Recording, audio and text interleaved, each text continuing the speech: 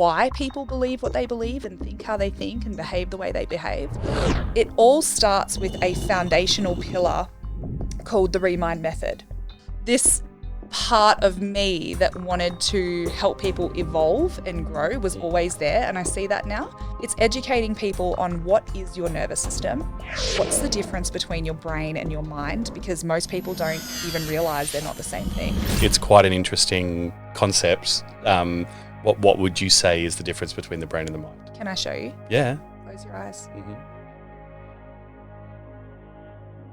So, welcome back to another episode of The Freedom Architects.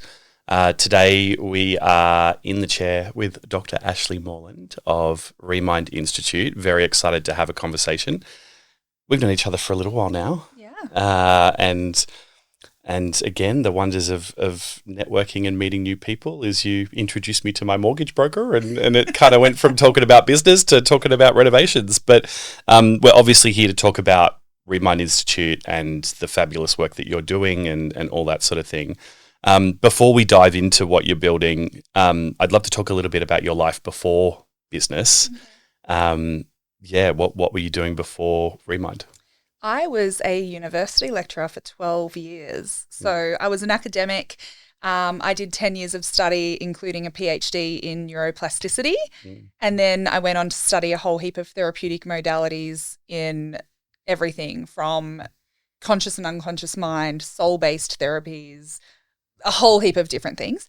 But actually, this part will be relevant to when we get talking about business, is that even before that, my greatest training ground was my childhood home, because my childhood home was very volatile and very traumatic. So I left home when I was 16, and my whole life was really the high achiever. I got the best grades in school. I got, as I said, 10 years of study, getting high distinctions and all the awards and all that kind of stuff. And so that's a really relevant part of my story, because my early life experiences kind of got me into a position of wanting to earn my worth and trying to prove that I was lovable and enough. So, what was that shift? We'll definitely dive more into that, but what was that shift between lecturer to, Remind and what you do now? Was there frustration? Was there some sort of unalignment that made you take the leap? Like, what was that jump?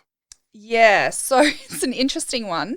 During COVID, like right at the start of COVID, one of the courses that I used to teach was a university-wide elective. So we had students who were pilots, engineers, fashion designers, accountants, nutritionists.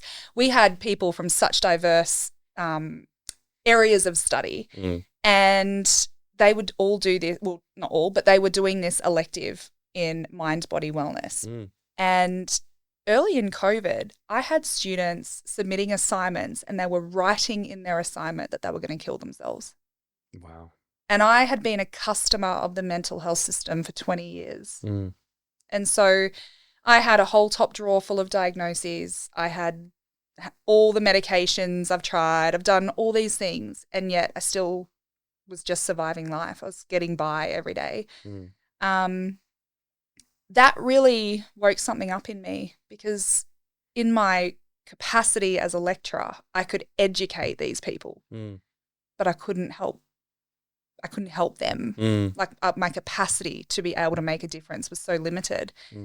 And so that really inspired me to go, you know what, I actually want to be able to help people more than just educate people when, half the time they would half-ass it anyway. So few of them would actually show up to classes. So few of them would put in effort in assignments and all this kind of stuff. So I just went, I want to work with people who want it. Do you think that's what drew them to doing the subject, though, that they felt they needed help and they were going to be able to help themselves by having you as their teacher? Like, what was... Such an interesting question, because I asked so many students over the years. I was like, why did you choose this as an elective? And most, like I would say probably 80% of them said that they thought it would be an easy elective. Really? Yeah. And they were writing that sort of stuff in there. Yeah. Wow. And I used to get them to do assignments. Like one of them was think about a topic, like a really divisive topic, like abortion, like vaccinations, something that you feel so strongly about, it would ignite rage in you. Write your opinion and your perspective, and then go to the scientific literature and find every piece of evidence to prove it wrong. Wow. And that was a really insightful assignment for people. It was like we used to get feedback all the time to say, wow, that was amazing, because it was the first time they had ever even comprehended that they might have been influenced by something. Not to say that there's one right or wrong. That was not the intention. Yeah. And I framed it that way. I framed it in going, me in my own life, I was very, very pro-vax. And then my 12-month-old had a reaction to his 12-month immunization. Now, I experienced a lot of emotion around that. But there's another mum out there who's lost her child to whooping cough, which is a vaccine preventable illness. Yeah. Who's right? Yeah. Me for having a child who had a vaccine injury, or her for having a child who died because people weren't vaccinated? Yeah. There's no right or wrong. No. And so that was kind of an activity to open compassion, to open the capacity to hold curiosity, to want to understand why people believe what they believe and think how they think and behave the way they behave. So it was always there, the way that I mentored students, the way that I approached my teaching, the way that I set up assignments. This part of me that wanted to help people evolve and grow was always there, and I see that now. And so it was kind of a natural progression for me to kind of go, well, these are the parts of my role that I really love, but this is all the stuff I really hate. Yeah. So how do I make it my own? Do more of what I love and less of what I hate. Yeah. And for me, I was going through a bit of a spiritual journey myself at that time, and I found myself in a church.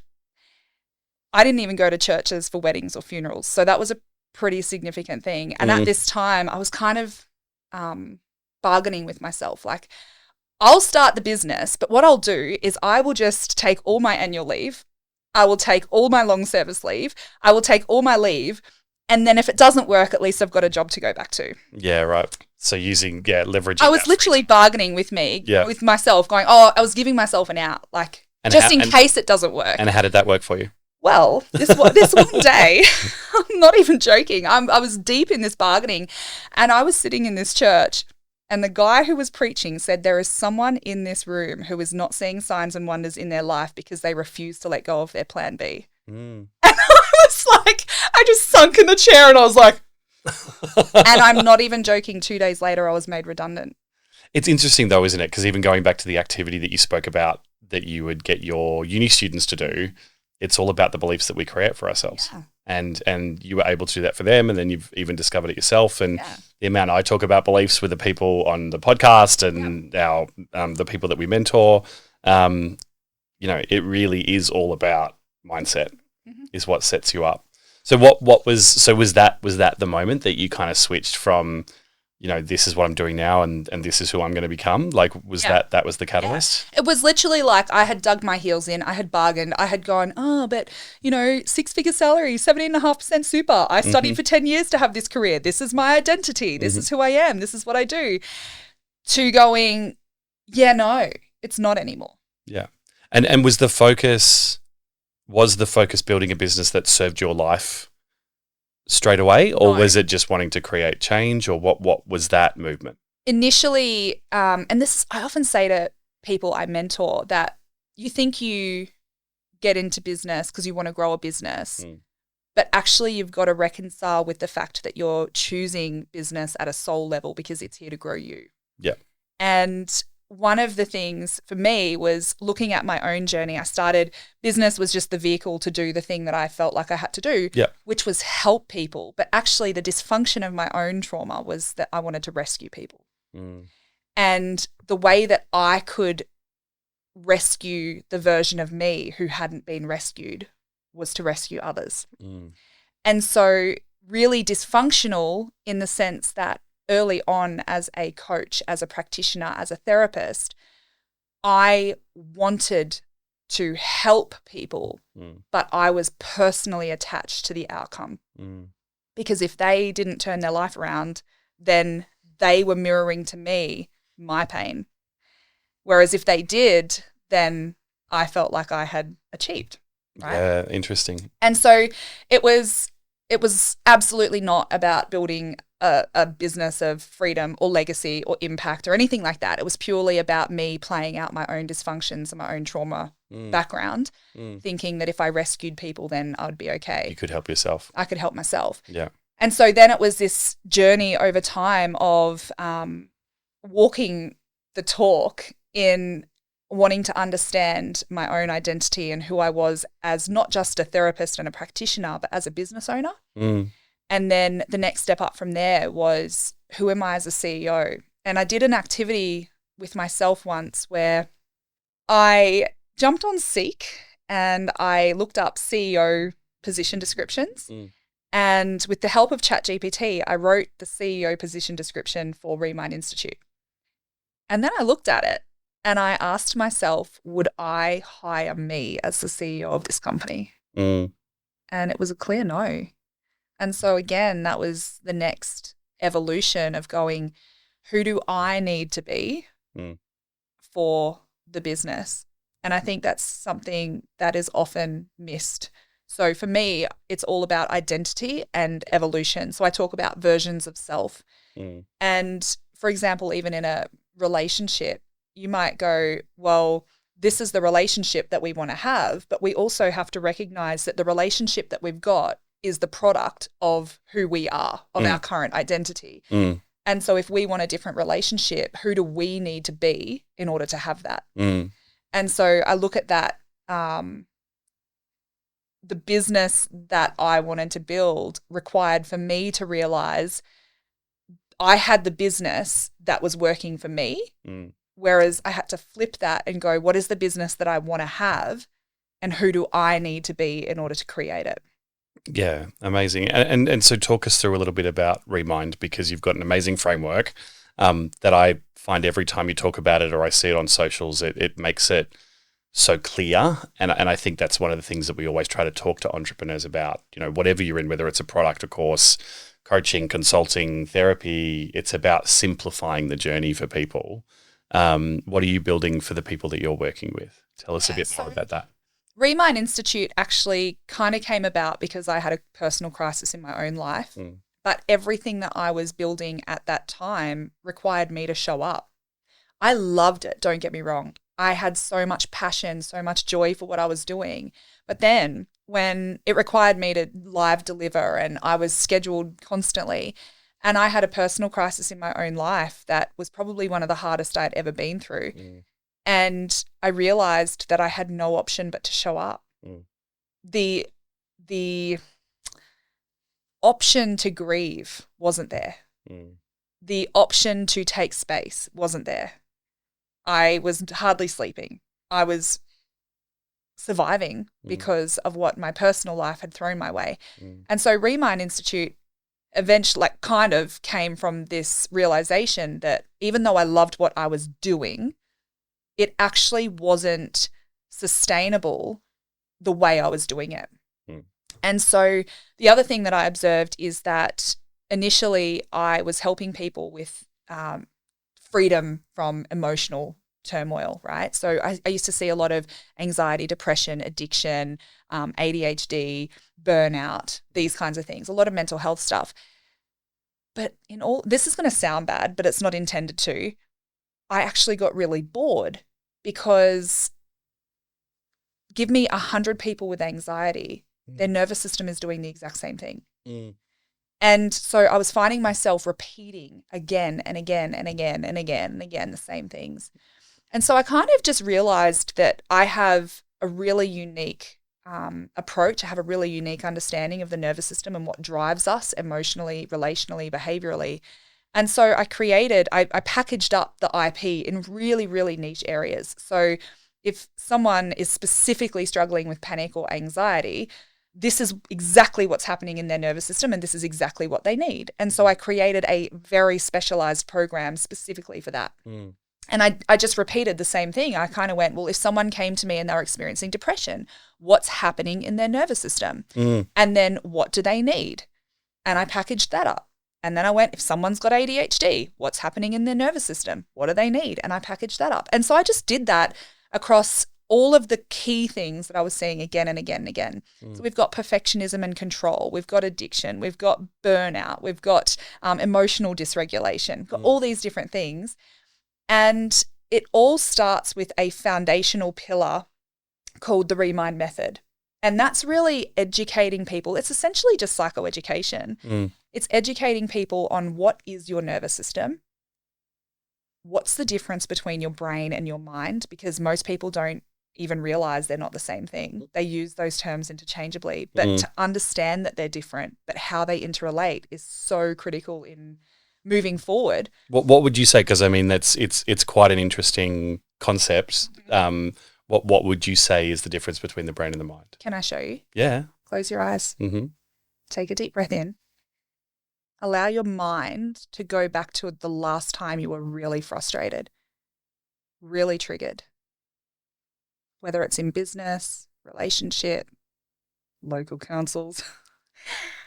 What do you feel in your body? What sensations? Where do you feel it? There's a tension. Where? Jaw, hands. Yeah. Yeah. I had to move because I felt it. Yeah, right. Now, allow your mind to go to the last time you felt really deeply loved, safe, connected. It's around there. Yeah, and what does it feel like? Full, light but full. Yeah. Where was your brain the whole time? I go up here straight away. Yeah. So open your eyes. Your brain was in your head, right? Yeah. And your head is in your flesh meat suit right here in this room. Yeah. Your brain can't go back. I don't need to know where you went. I don't need to know the thing that frustrated you in order to be able to help you to process Love that. It's such a cool concept. It is because your brain is the thing that increases your body temperature. It increases your heart rate. It activates the muscles that become tense and tight. So if I had you connected to all the physiological measures that we used to use in our human research labs, we would have seen in real time changes in your heart rate, your skin temperature, changes in your blood pressure, your respiratory rate, your brain activity. We would have seen that happen in real time because your brain is activating it. But your brain was here in this room. It didn't go anywhere. Your mind, so it has the physical properties of time and space, which is here and now. Your mind doesn't. It's metaphysical. So your mind can go to any time, any space, but depending on where it goes and what was happening there, that's the instruction. That's the code that it gives your brain, and your body simply responds. And so helping people to really understand that and understand that their here and now experiences, literally the activations of their brain, the activations of their nervous system in the here and now, are not because of what's happening here and now. It's because of what's happened in other times and spaces. Past experience, right? yeah. And sometimes it's not even about our own past experiences. Sometimes it can actually be energetic imprints on our own nervous system from our ancestors, from our intergenerational stuff, right? And so the foundation stuff is literally just orienting people to this flesh meat suit that they're inhabiting, that they're moving around, doing relationship with, doing work with, running business with, because this is what's running my business. Yeah. But yet this is influenced by all of that. All the other stuff that's happened. And so, and so Remind Institute now essentially runs without me for the most part. I still deliver, I focus primarily on the professional development, like the leadership and the entrepreneurship. But all of our other programs for everything imaginable, parenting, relationships, it's all, my IP is packaged up and we take you on your unique journey, but without me needing to be the one repeating myself a million times. Yeah. And that has been an incredible learning curve for me and an incredible journey for me. But now I'm at sort of in the season where I get to do more, because now I think, well, what do I want to do with my time? What's next? If I don't need to be in build phase for Remind, because that's already built, what do I want to do? What has been, like, thinking about the journey that you've been on, what has been one of the biggest challenges for you on this entrepreneurial journey? How do I be an ambitious... Okay, so first of all, I want to refer back to how I said early on in my practitioner journey, it was me, my own dysfunction, wanting to rescue people, right? Yeah. That's a really important point, because often the things that we are running towards or the things that we are running away from, our motivators, our driving forces, are often a product of trauma. Yeah. So having said that, one of the biggest challenges I would say is being willing and humble enough and courageous enough to sit in the presence of uncomfortable truth. Mm-hmm. Because there's been times I've really screwed up in my business. There's been times I've let people down. There's been times I've made wrong calls. There's been times I've made wrong hires. There's been times like I have made so many mistakes. I've hurt people that I didn't mean to hurt. I've done it all, but the biggest challenge is always how much truth are you willing to sit in without running away from it? And also, I think in hand with that is the willingness to keep going. Yes. So, like you talk about mistakes, but I'm sure those mistakes, those failures, however people look at them, you've had some amazing learnings and wins and successes from that. Absolutely. Like, I love the word mistake. Yeah. Because we missed that take. So retake it. Yep. Just retake it a different way. Do it a different way. Haven't thought about it like that, but I love it. Awesome. What's felt like a really big win for you recently? Like, what's something that you've, really loved about business and what you've been doing? Well, there's a few things. So completing the build, like our final program build, we have built, I'm pretty sure it's like 14 programs. Yeah, cool. This year. And they're amazing. So having that, like we literally built an institute. I can't even fathom that. So that has been a really big win. And also getting really clear on my personal brand. So I know for myself personally, Remind is to help broadly, to help the masses, the general population, and to make that accessible. But me, I'm a separate entity to Remind. I'm only the custodian of that. It's not me. And so the biggest win, I think, for me personally in, I guess, my professional and entrepreneurial journey is actually getting really clear on what's my purpose? Who am I here to help as a separate entity to Remind? And that's been exciting. We do, one of the questions that I always love to ask when we're talking to people is, when you picture freedom, what does that actually look like for you? Do you feel like that is something that you found with what you've just been talking about, or is there something else? No, because I think I look at the word freedom in different ways. Like it depends on the context in which you're asking it. Like if you said financial freedom, well, that's going to have a different answer. Yeah. For me, freedom is really at a soul level, is being able to be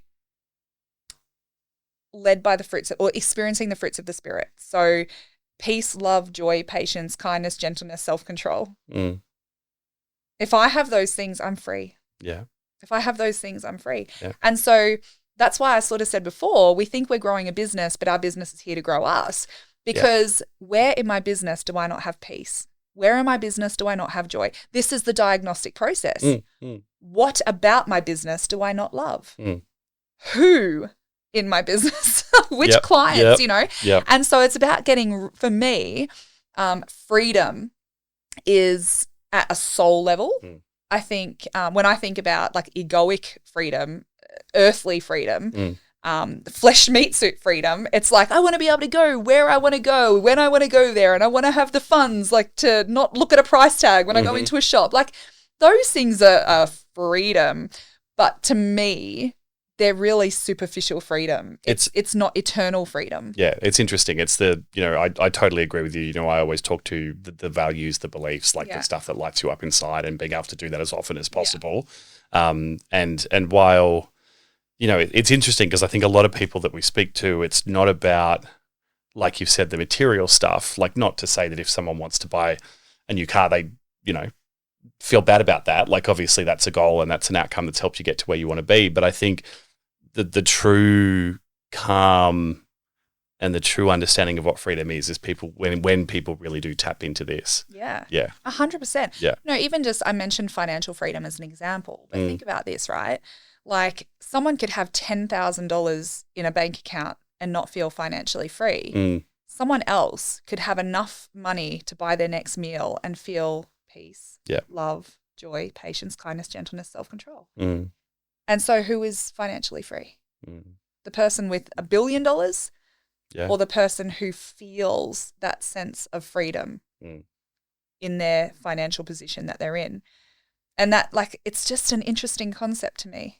Like, how can someone who has so much not feel free, and yet someone who has so little have such a deep sense of freedom? Well, I mean, this is what you researched. Like, it's an interesting concept. Yeah. What have you discovered with this concept? Like, it's obviously something you talk about a lot. Yeah. So it's like I sort of mentioned, it's like at that soul level. Yeah. It's knowing that we are more than a flesh meat suit. You might have heard the term or the phrase, we're not a human having a spiritual experience, we're a spirit having a human experience.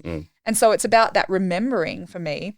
It's about remembering that underneath all this, the thing that transcends it all is a soul. And I can't take my billions of dollars and my fancy cars and my, all these things. I can't take them with me when I die. Yeah. But are they fun? Yeah, sure. Like, I don't condemn it. Let's have these amazing experiences. Like, I look at it and go, if I never got the opportunity to take a private jet, well, then you never know whose life I was meant to impact who was on that private jet. Like, do you know what I mean? Yeah, perfectly. Which leads to what I'm actually thinking about asking you now. Looking at, looking in here and all the stuff that you're building and all the experience that you've had and all the lives that you're impacting. Like, what is that legacy that you're building? Like, what do you want to leave behind, and for who? We live in a generation where government, policy, propaganda, everyone is obsessed with leaving a better world for our kids. And yet no one thinks about leaving better kids for our world. Yeah, wow. I think that's my legacy. Is like, actually, let's be better people. Let's be the people we were created to be, not the people that our trauma turned us into. Because hurt people, heal people. And so I look at this and go, oh, I just got goosebumps. This is not about me in my trade. Imagine you had a tradie come to your home, and that tradie was just kind to you. They smiled at you. They genuinely asked how you're doing. They took the time. They're just doing their trade. They're just there to do a job. But it's the expression of their essence and loving regard towards you that actually leaves the world a better place. Yeah. Yeah, you might have had your blocked toilet issue fixed. That's a bit better too. But do you get what I mean? Like, us as humans and the ripple effect that we can have without even ever really having to make much effort at all. Whether you are a checkout chick, whether you are a gutter cleaner, whether you are running a cleaning business, whether you are running a multinational corporation, the ripple effect that we're here to have is human to human. Yeah. Could not agree more. It's been so amazing talking to you, Ashley. Thank you for hanging out with us today. We always like to wrap up with some rapid fire questions, just around entrepreneurship and beliefs and all that sort of thing. So let's do it. The first thing that comes to my mind. One belief that's holding most entrepreneurs back. I'm not good enough. One strategy or tool that you would never go without again. Interoception. One myth about freedom-based business you wish that we would all stop believing. That it's about money. Mm-hmm. Love it. I was expecting that one. And one thing that you'd say to the version of you just starting out. It's about discernment. Don't do what's working for everyone else. Discern what's right for you and the people you're here to serve. Beautiful. such an awesome conversation. I love where this went. For those people that felt the same and want to connect with you or, follow you, learn more about what you do, where can they find you? Yeah, so if it's more on that Remind Institute side, it's at remind.institute on any platform. And for me personally, where I go more into the high achieving, ambitious people who might be driven by some of that trauma, it's Dr. Moreland. Awesome. On any platform. And we'll make sure we drop the links somewhere. So Amazing. Wonderful. Thank you so much. Cheers.